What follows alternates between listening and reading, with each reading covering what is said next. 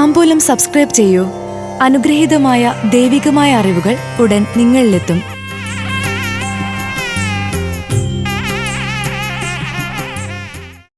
അയോധ്യയിൽ പ്രാണപ്രതിഷ്ഠ നടത്തുന്ന പൂർണ്ണ വിഗ്രഹത്തിന്റെ ചിത്രങ്ങൾ പുറത്തുവന്നു.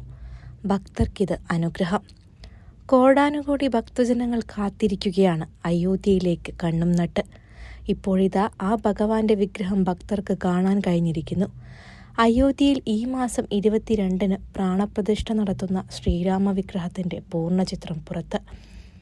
ശ്രീരാമന്റെ 5 വയസ്സുള്ള രൂപമായ രാംലല്ല വിഗ്രഹമാണ് ക്ഷേത്രത്തിൽ സ്ഥാപിക്കുന്നത്. മൈസൂരിലെ ശില്പി അരുൺ യോഗിരാജ് നിർമ്മിച്ച 51 ഇഞ്ച് ഉയരമുള്ള വിഗ്രഹം കരിങ്കല്ലിലാണ് നിർമ്മിച്ചിരിക്കുന്നത്. ഇന്ന് രാംലല്ല വിഗ്രഹം ഗർഭഗൃഹത്തിൽ സ്ഥാപിച്ചിരുന്നു.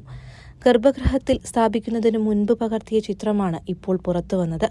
സ്വർണ്ണ അമ്പും വില്ലും പിടിച്ചു നിൽക്കുന്ന ഭാവത്തിലാണ് ശ്രീരാമ വിഗ്രഹം. കണ്ണുകൾ തുണികൊണ്ട് കെട്ടിയ ശേഷമാണ് ഗർഭഗൃഹത്തിൽ സ്ഥാപിച്ചത്. പ്രതിഷ്ഠാദിനത്തിൽ പൂജകൾക്ക് ശേഷം ഈ കെട്ടഴിക്കും. അജൽമൂർത്തി എന്ന നിലയിൽ പ്രധാന പ്രതിഷ്ഠയായി രാംലല്ല വിഗ്രഹത്തെ ആരാധിക്കും. താൽക്കാലിക ക്ഷേത്രത്തിൽ ഇപ്പോൾ ആരാധിക്കുന്ന വിഗ്രഹം ഇതിനു താഴെ ഉത്സവമൂർത്തിയായി ആരാധിക്കും. പ്രാണപ്രതിഷ്ഠയുടെ മുഖ്യ യജമാനൻ പ്രധാനമന്ത്രിയാണ്. ഞായറാഴ്ച വൈകിട്ട് പ്രധാനമന്ത്രി നരേന്ദ്രമോദി അയോധ്യയിലെത്തും. പ്രതിഷ്ഠാദിനം രാവിലെ പ്രധാനമന്ത്രി സരയൂ നദിയിൽ സ്നാനം ചെയ്യും. രാംപഥിലൂടെയും ഭക്തിപഥിലൂടെയും രാമജന്മഭൂമിയിലേക്ക് നടക്കും. 2 കിലോമീറ്ററോളം മോദി കാൽനടയായി പോകുമെന്നാണ് സൂചന. തുടർന്ന് ഹനുമാൻഗഡി ക്ഷേത്രത്തിൽ ദർശനം നടത്തും. താംബൂലത്തിൽ അഭിലാഷ് പറയേരി. ഭക്തിയാണ് ശക്തി. താംബൂലം സബ്സ്ക്രൈബ് ചെയ്തില്ലേ? അറിവുകളാണ് മുന്നോട്ട് നയിക്കുന്നത്. ബെൽ ബട്ടൺ അമർത്തു. എല്ലാം ആദ്യം അറിയാം.